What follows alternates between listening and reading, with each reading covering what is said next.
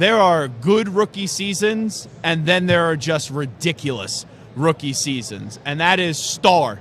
And it's tough to be a star in your rookie year, but unexpected star, Puka Nacua of the LA Rams, kind enough to join us on the Zach Gelb Show on CBS Sports Radio right out of the gate. Puka, first off, it's an honor to meet you. Thanks so much for doing this, and congrats on all your success. Thank you. Nice to meet you as well. Thanks for having me. So what you did this year, obviously I couldn't predict it. The rest of the NFL couldn't predict it, because if that was the case, you would have gone a lot earlier in the draft. But when you look back at everything that has transpired, and now the way people talk about you as one of the better wide receivers in the league, just how do you kind of reflect on what this last year has been like? Yeah, it's been a while. I've been pretty busy since the end of the season. We're going out. Went to go visit my brother. Played his last high school game, and then was out in Pro Bowl, and then obviously out here in the Super Bowl. So I feel like I haven't reflected too much on what's been able to happen. But I just know it was such a blessing. Just every moment felt like I was in the right place, and that all the balls were on my side of the court, and I was able to do what felt right, and everything seemed to happen how I was supposed to. Even though we didn't win, I'm excited to get back to improve on the things that I know I can improve on. But I would say it was a good start for sure. Yeah, you could say that. Was this season surprising to you? It definitely was. I feel like I have a lot of confidence in myself, and I know I've worked hard to be where I am and to earn these opportunities, but I don't think I could have imagined it being this sweet. So what did you expect, just wondering? Like, I know you have big expectations to be able to do what you did. You have to have confidence, and I don't think confidence should be associated with arrogance. It's just reality. But what did you expect going into this year? I was expecting just to make the team, to be a special team guy, and just, any opportunity that they were going to give me to try to take advantage of it. I knew I grew up in a physical household with all my brothers and stuff like that, so I knew whether it was going to be on punt or kickoff or whatever, it was like to exert the physical part of my game, because I enjoy that side of football. But when the opportunity came to run routes and then to exert my physical dominance, that's why it was the cherry on top.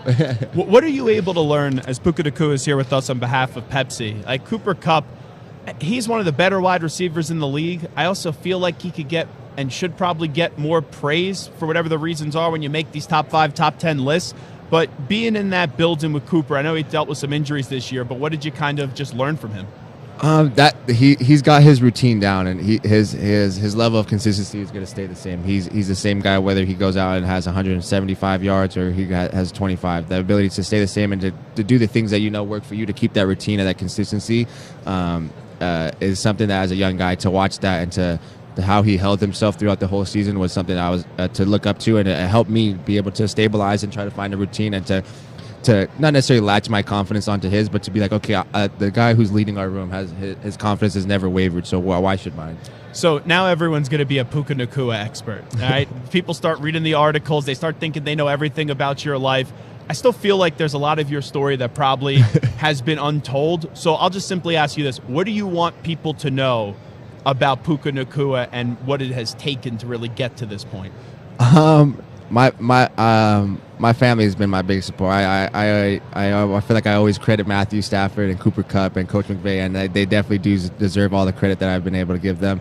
But my brothers have played a big part in my life of being able to compete with them at a very young age, but also to feel like I have my biggest critics and my biggest supporters behind me at all time. They're my big brothers. They never let me forget that they could do what I do better, and that my brother would hit me across the middle and I wouldn't be able to get up and stuff like that. But they were the first people to call me and to say how proud they are when breaking records and winning games. So all 5 of my brothers, I love those guys to death, and especially my sister as well. So I know I only have one sister, so she gets left behind, but she's just as good as they are. Well, you have easy smack talk now, and your bigger brothers try to talk down to you. Are you an all-pro? Yeah. That's all you got to say. That's after 1 year. That's a pretty good card to be able to play. So naturally, when you have the success that you've had and where you were in the draft, we've even seen it right with Brock Purdy. People are going to say, it's going to end. It can't be replicated. So instead of just replicating it, how do you not only continue it but make it even better than what we saw this past year?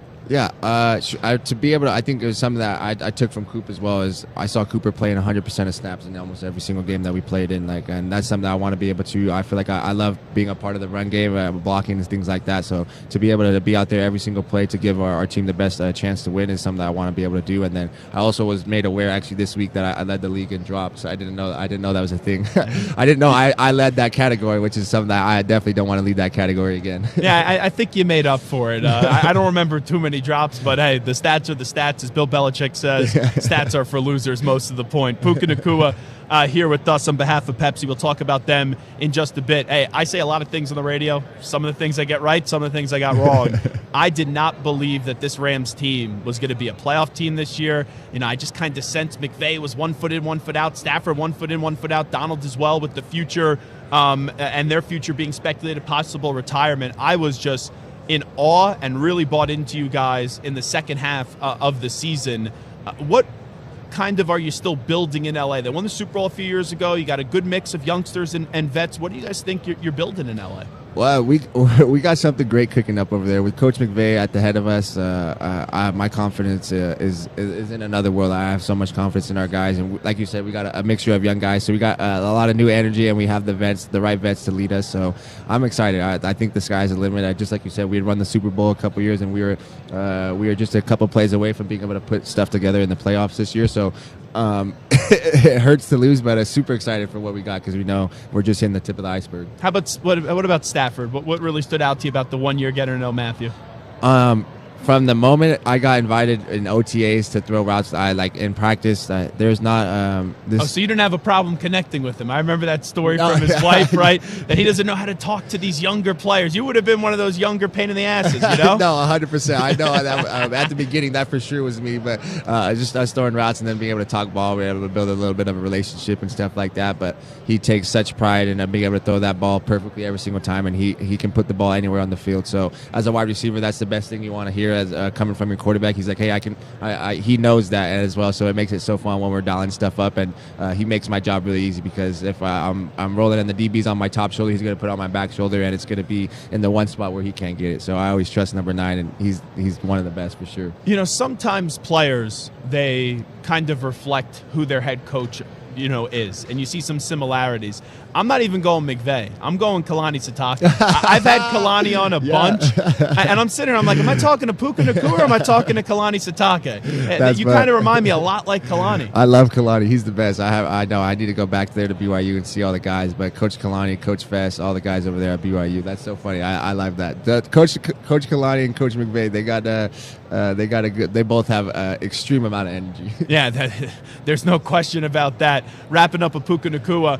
So you were at Washington, then you end up at BYU. How did that make you into the player that you were? Because now we see it all the time, NIL, transfer portal. Guys are at one place and they end up transferring and they go on to have really successful careers. Yeah, Junior Adams was my receivers coach at the University of Washington, and Chris Peterson was the head coach at that time when I committed. Sure. And those were the big reasons I ended up going out there. Coach Adams had actually coached Cooper Kupp, so it was somebody who had put guys into the league and somebody I knew that could help me get to where I wanted to be.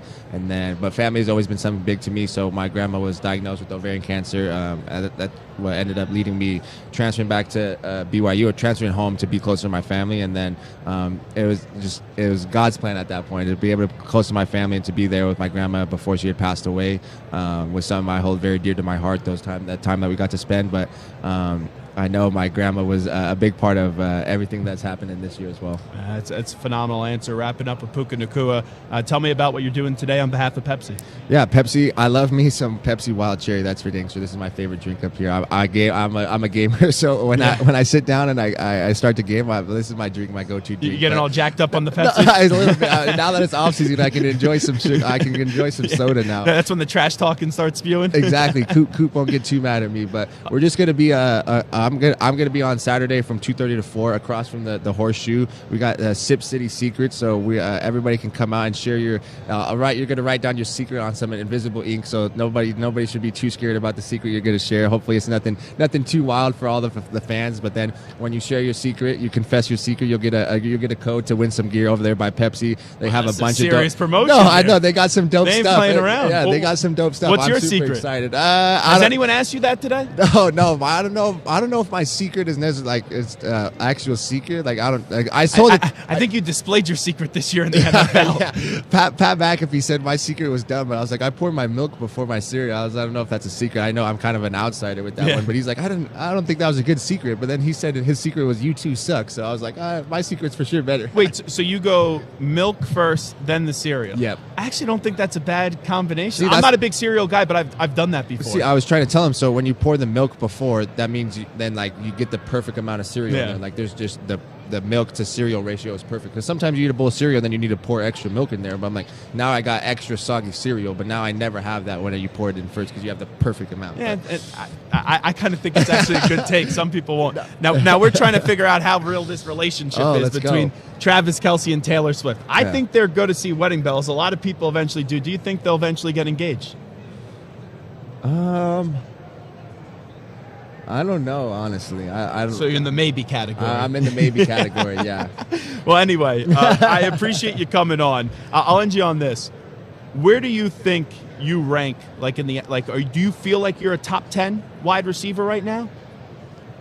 Shoot, I don't know. I know. I've been in my first year. I don't know if I would say a top 10. I still got a lot to prove. I like that answer.